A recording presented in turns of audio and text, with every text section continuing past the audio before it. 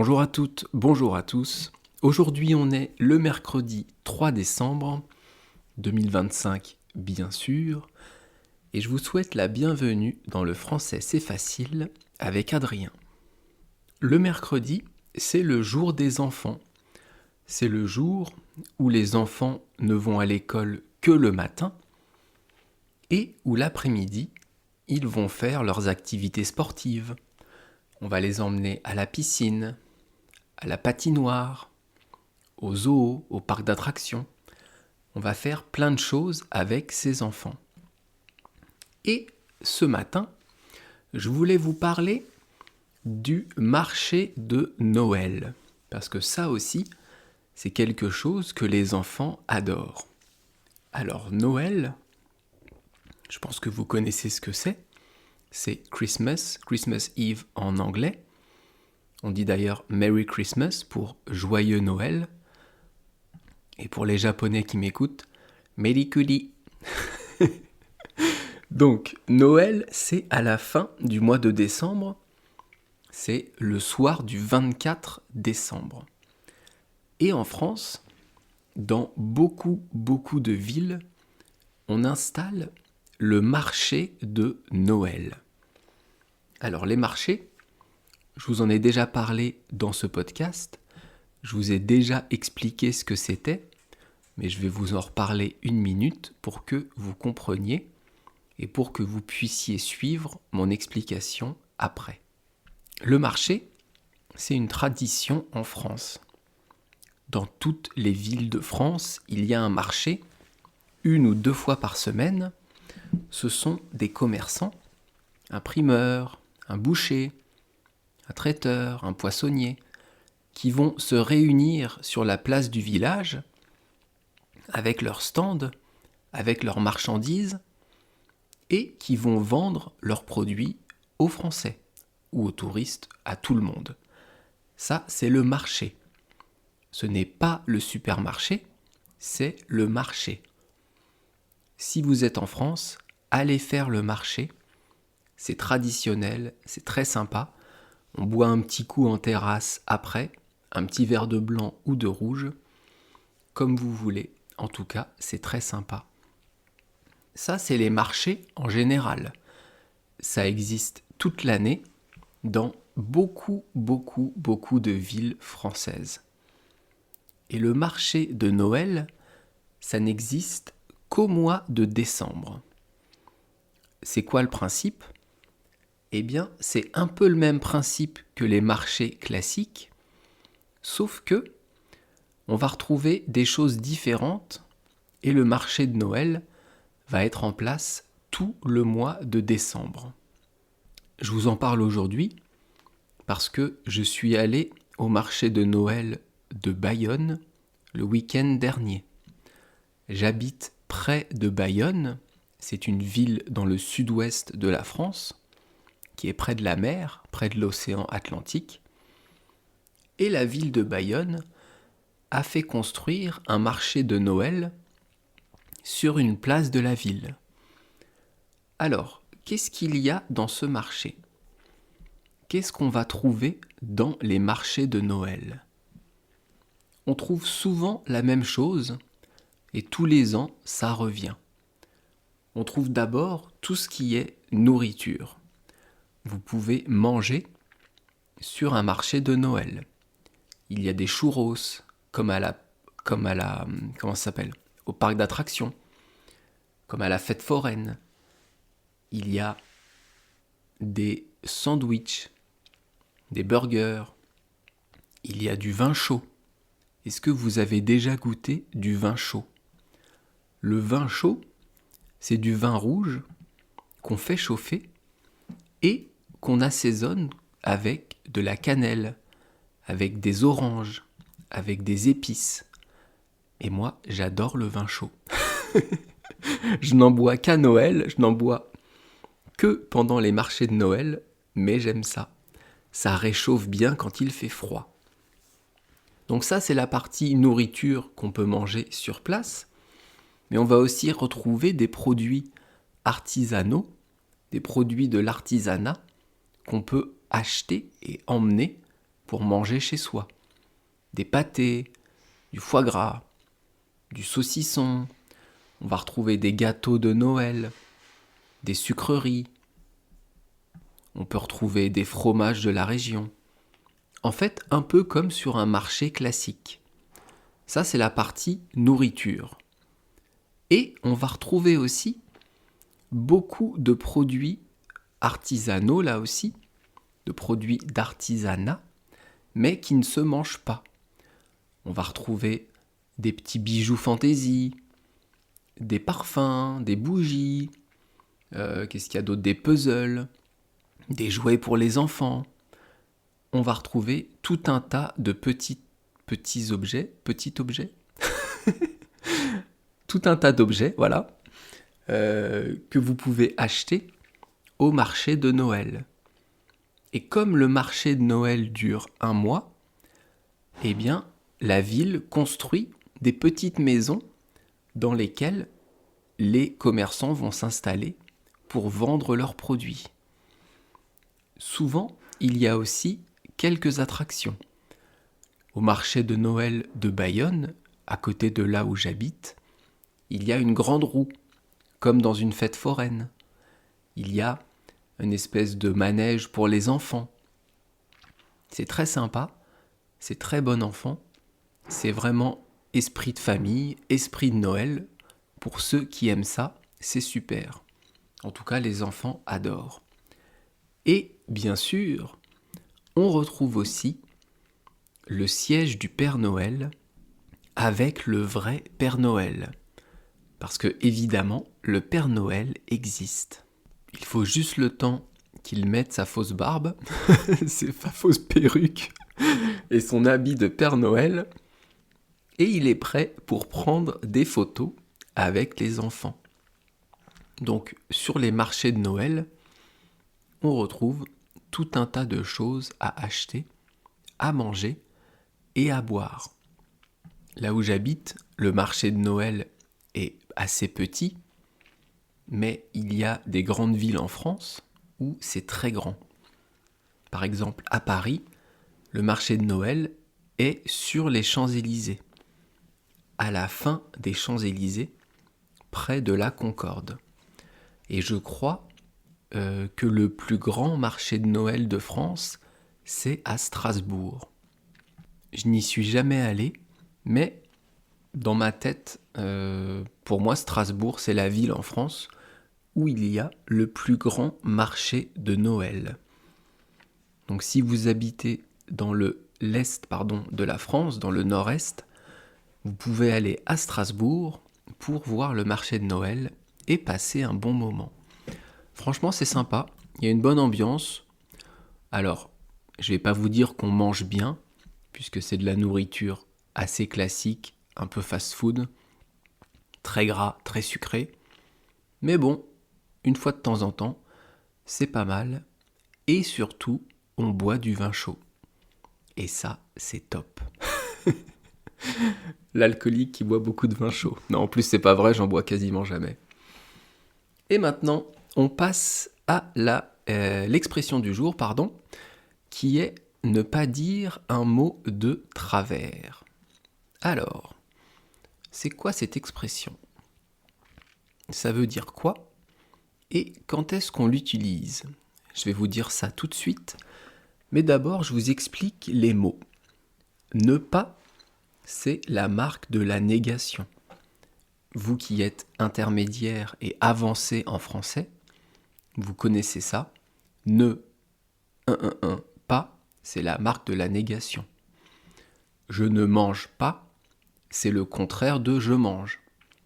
Je ne mange pas, c'est négatif. Je mange, c'est affirmatif, positif. Ensuite, on a le verbe dire. Ne pas dire un mot de travers. Dire, c'est un verbe du 3e groupe qui veut dire parler. Ça, vous connaissez. Mais je vais vous parler maintenant d'un emploi un peu spécial de dire. Peut-être que cet emploi-là, vous ne le connaissez pas. On peut utiliser dire au conditionnel pour remplacer penser que, croire que. Je vous explique. Le conditionnel de dire, à la troisième personne du singulier, c'est on dirait. On ajoute que, on dirait que, et là, vous avez une phrase avec le mot dire qui veut dire on peut penser que, on peut croire que, on croirait que. Ça veut dire la même chose. On dirait que le marché de Noël est cette année plus grand que l'année dernière. On peut penser que cette année, le marché de Noël est plus grand. On dirait que. On dirait que mon fils a beaucoup grandi. On pourrait croire, on croirait que mon fils a beaucoup grandi. Donc ça, c'est un emploi un peu spécial de dire. Conditionnel présent, on dirait que. Et donc, ça me permet de vous conjuguer le verbe dire au conditionnel et de vous rappeler l'emploi du conditionnel. Le conditionnel, ça sert à exprimer une condition. Une hypothèse, ça sert à exprimer la politesse ou un souhait, un désir. Donc conditionnel, c'est condition, hypothèse, politesse, souhait ou désir. Et donc je vous conjugue le verbe dire au conditionnel. Je dirais, tu dirais, il dirait, nous dirions, vous diriez et il dirait. Alors on revient à l'expression ne pas dire un mot de travers. Un mot c'est quoi? C'est facile. C'est ce qui va composer les phrases. Un mot, c'est ce qui permet de parler français. On parle avec des mots, on parle avec des phrases, on écrit des mots. Et de travers, c'est quoi? De travers, c'est quelque chose qui n'est pas droit. Par exemple, si je mets un costume et que ma cravate est mal mise, j'aurai la cravate de travers. Elle ne sera pas droite, elle ne va pas tomber bien droite sur mon costume, sur ma chemise, mais elle sera de travers, elle sera de côté. On peut utiliser de travers pour beaucoup de choses. Les objets, quand quelque chose n'est pas droit, les vêtements, même une maison, par exemple un monument. La tour de Pise en Italie, elle est de travers. Elle n'est pas droite vers le ciel, elle penche sur le côté, elle est de travers. Donc on peut parler du mot travers pour les choses concrètes, objets, vêtements, monuments, etc. Mais on peut aussi utiliser de travers pour des choses plus, plus abstraites, moins concrètes. Regarder quelqu'un de travers, c'est une autre expression française que je vous expliquerai en détail un autre jour, mais ça veut dire regarder quelqu'un de côté, de façon un peu bizarre, ne pas le regarder directement droit dans les yeux. Et donc ne pas dire un mot de travers, c'est un peu le même principe. C'est n'avoir que des mots qui sont droits. Et donc ça veut dire parler de manière très correcte. C'est ne pas utiliser de mots inappropriés. Ou alors ne pas vexer. Ne pas choquer. Ne choquer personne. C'est faire attention à ce qu'on dit pour ne pas vexer, ne pas choquer. Ou alors parce qu'on est en face de quelqu'un qui nous fait peur, qui nous impressionne, qui nous stresse, en face de qui on va devoir faire très attention à ce qu'on dit. Donc, ne pas dire un mot de travers, ou alors ne pas avoir un mot de travers, on peut dire les deux, c'est donc faire attention à ce qu'on dit, faire attention aux mots qui sortent de notre bouche, pour deux choses. La première, ne pas choquer, ne pas vexer, ne pas utiliser de mots sensibles ou inappropriés. Et la deuxième chose, le deuxième cas pour lequel on doit faire attention à ce qu'on dit, c'est par exemple quand on parle à son patron. Quand vous parlez à votre patron, vous faites attention aux mots que vous utilisez. Et donc vous n'avez pas un mot de travers. Vous ne direz pas un mot de travers. Ça, c'est face à son patron, quand on a quelqu'un qu'on respecte, ou qui nous fait peur, qui nous met la pression, ou qui nous stresse. Et ça peut être aussi en famille. Vous êtes au dîner de famille, de Noël. C'est le 24 au soir, toute la famille se réunit. J'aurai l'occasion de vous reparler pendant le mois de décembre des traditions françaises de Noël. Mais en gros, la famille se réunit et on mange de bonnes choses. Et vous avez un frère ou une sœur qui va vous présenter son nouveau copain ou sa nouvelle copine, son nouveau conjoint, sa nouvelle conjointe. Votre frère, on va dire, amène sa conjointe, ou son conjoint d'ailleurs, pour la première fois à Noël.